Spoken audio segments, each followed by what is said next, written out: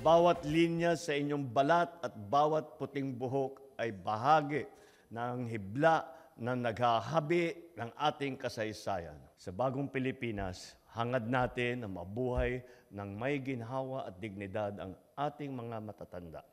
Sa ating mga senior, naway magkaroon kayo ng marami pang panahon na kagalakan kasama ang inyong mga minamahal sa buhay. Hiling ko rin na magkaroon po kayo ng mas matatamis na kwento na ibabahagi sa susunod na henerasyon.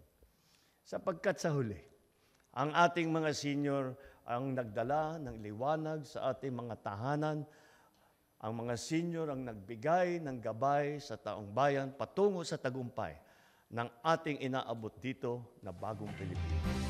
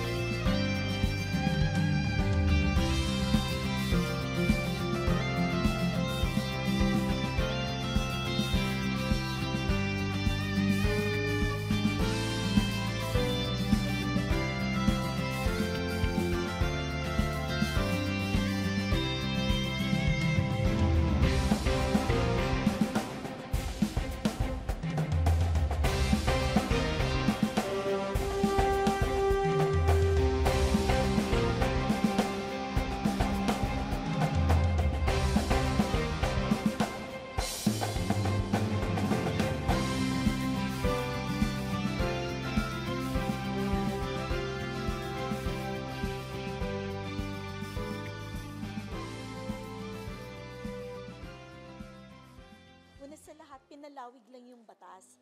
Dati-rati noong 2016, 100 years old makakatanggap ng 100,000. Noong 2024, ng February sa araw na ito, ay nilagdaan naman yung expanded centenarian cash gift kung saan ang milestone ages natin ng 80, 85, 90 at saka 95 ay makakatanggap ng 10,000 pesos.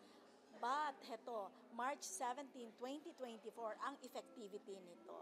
At tayo sa National Commission of Senior Citizens, natutuwa tayo at tayo ang naatasan na mag-implement nito.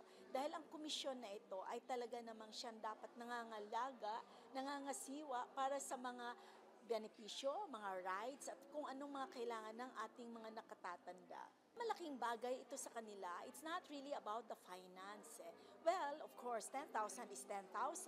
Makakatulong pambili ng kanilang mga maintenance medications.